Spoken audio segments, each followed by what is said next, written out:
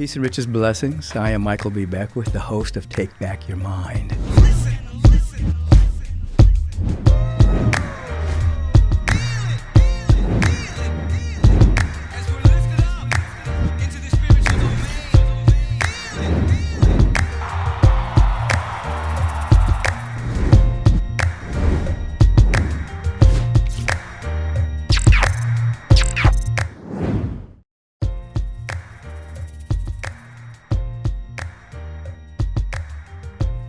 Blessings upon blessings on you. Life is always giving you blessings. The question is, are you receptive? I welcome you to the life question of the week on the Take Back Your Mind podcast. And every week I'll answer a question as individuals email me. Today, Michelle from New York asked this.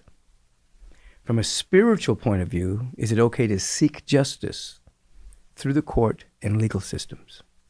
Recently, I've had some experiences where I've had to take legal action against someone, or others have attempted to take legal action against me, although I've tried to work it out without going to court. There's a tremendous amount of effort involved in going through the legal and court systems, which I call the matrix.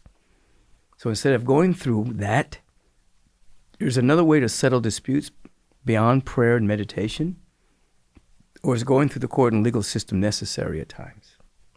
This is a very good question. First of all, prayer and meditation is first. That means you get an insight intuitively if you should pursue something legally. So that, because what you're asking, you said you try to attempt to work it out before. That's always the best case scenario, to have some kind of mediation before you go through the court system, in which you enter into a relationship with the state or the federal system. It's a whole nother system.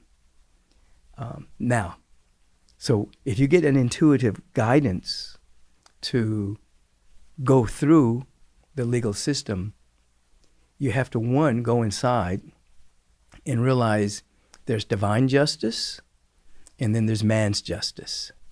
Sometimes they're not the same thing. Sometimes whoever has the best attorney wins. It's not necessarily real justice. I've seen things play out in that way. So you have to go inside and call forth divine justice where you're concerned, where all parties are concerned, and let that flow. And then, if you're in the legal system, you choose to pursue the legal system, you have to do it from a non-attached way. I didn't say detached. Detachment and non-attachment aren't the same thing. Detachment is, I don't care what happens. I'm just going to let the chips fall where they may. Non-attachment is you're holding a space for justice and right action, but you're unattached to the outcome. You're allowing the outcome to be determined by your attorney and the judge and those who are in that field. That is their field. That's not your field. You're letting that play out, but you are holding a space for divine justice to take place through them. And in a non-attachment kind of way, you let it unfold. And then whatever the results are, they may be right in tune with the justice that you're seeking, and they may not be. However, this divine law will always have the final word. If somebody has stolen from you, tried to ruin your reputation, eventually the universal law takes care of that. People end up experiencing exactly what they try to put out. You see, I can remember working with an individual who was arrested, and looked like he was about to go to jail.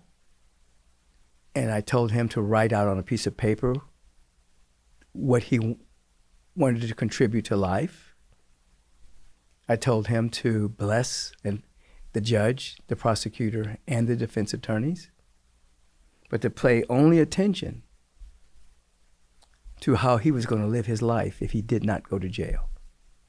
That was his job, and to be unattached to everything else happening legally. Subsequently, when he went to his arraignment, the prosecutor lost a lot of the paperwork. The judge had to set him free. They had 30 days to refile, and they never did. He elevated himself to a space where he was going to live out his true destiny, which he did and is still doing to this day.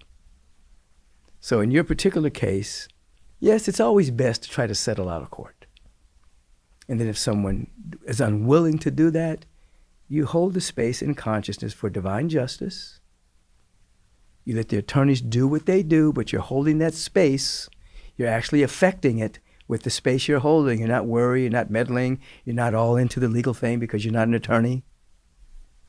And you let it unfold. And then whatever man's law is, which is hit and miss at times, you know that divine justice is going to win ultimately. And Shell, I hope this assists you. You say, is there another way to settle disputes beyond prayer and meditation? Well, prayer and meditation is the highest form, where you actually attain a state of justice. You attain a state of right action in your awareness. You attain the state, and it affects everything else. Thank you for asking. Michelle from New York. Divine justice be upon you. Peace and blessings. Hey, thank you for joining me today.